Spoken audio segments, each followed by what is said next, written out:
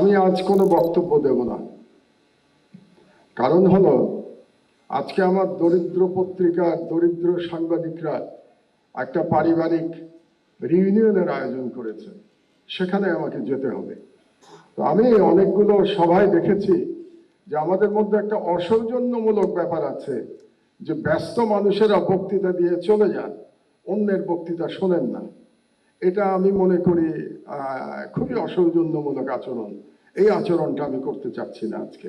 এই জন্য আজকে আমি কোনো বক্তব্য দেব না, শুধু কয়েকটা নাম উচ্চারণ করে যাব। সম্ভবত আমি না করলে এই নামগুলো আর কেউ এখানে উচ্চারণ করবে না। তো সেই নামগুলো উচ্চারণ করে আমার বক্তব্য আমি শেষ করে দেব। প্রথমে যে নামটি আমি উচ্চারণ করতে চাই, তিনি আমাদের গাজী ভাই, মরহুম গাজী ভাই রুহুল আমিন গাজী। তাকে ভুয়া মামলায়, ক্যান্সার আক্রান্ত গাজী ভাইকে ভুয়া মামলায় জেলখানায় রেখে বিনা চিকিৎসায় মৃত্যুর দিকে ঠেলে দেওয়া হয়েছে। আমাদের ম্যাডামের মতো, ম্যাডামকে যেমন বিনা চিকিৎসায় ভুয়া মামলায় মৃত্যুর দিকে ঠেলে দেওয়া হয়েছিল। দুর্ভাগ্যের বিষয় হলো, আজকে যারা মিডিয়ার স্টলওয়ার্টার এখানে বসে আছেন, তারা কেউ গাজী ভাইয়ের জন্য টু শব্দ উচ্চারণ করেন নাই। এটাই বাস্তবতা। 2 নম্বরে আমি নাম বলতে চাই আসাদ ভাইয়ের। আসাদ ভাইকে আমাদের মধ্যে প্রবীণতম সম্পাদক, তাকে ছাত্রলীগের গুন্ডারা অফিসে ঢুকে দাড়ি ধরে নামিয়ে পুলিশের কাছে তুলে দিয়েছে এবং বছরের পর বছর তিনি জেলে থেকেছেন। তিনিও অসুস্থ, তার স্ত্রী মারা গেছেন, তিনি তার স্ত্রীর পাশে যে থাকতে পারেন নাই, কারণ জেল থেকে বেরোনোর পরেও তাকে পালিয়ে পালিয়ে থাকতে হয়েছিল। আসাদ ভাইয়ের জন্য কোনো এলিট সম্পাদক আওয়াজ তোলেন নাই। এটাই বাস্তবতা। বাংলাদেশের সংবাদ মাধ্যমের বাস্তবতা ছিল 16 বছর। আমি নাম বলবো শফিক রহমান ভাইয়ের। শফিক ভাই আমার পাশে বসে আছেন, আমরা পাশাপাশি সেলে জেলে ছিলাম।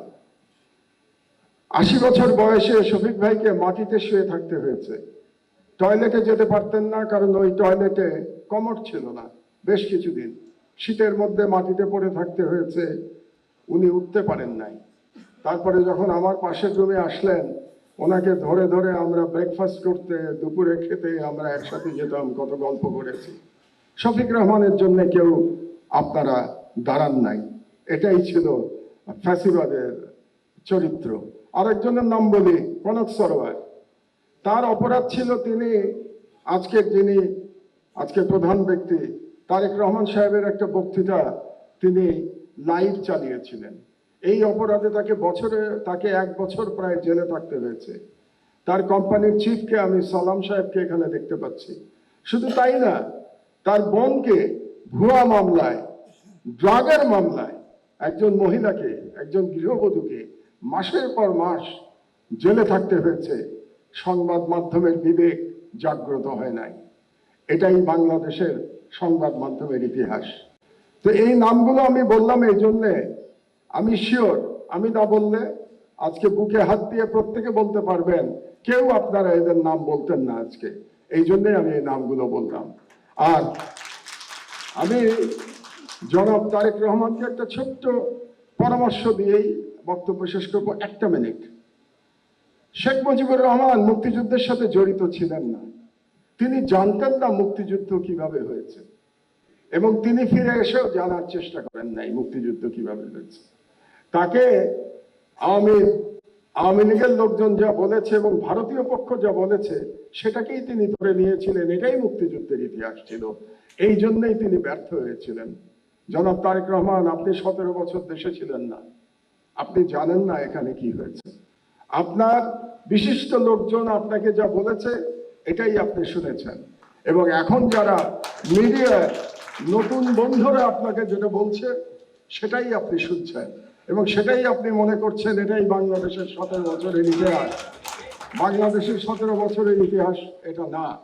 সেই ইতিহাস আমি বর্ণনা করব ভবিষ্যতে, যদি আপনি এরকম কোনো অনুষ্ঠানের আয়োজন করেন এবং সেই অনুষ্ঠানে আমাকে 15 মিনিট সময় দেন, তাহলে বাংলাদেশের মিডিয়ার ইতিহাস, 50 বছরের ইতিহাস আমি বর্ণনা করব।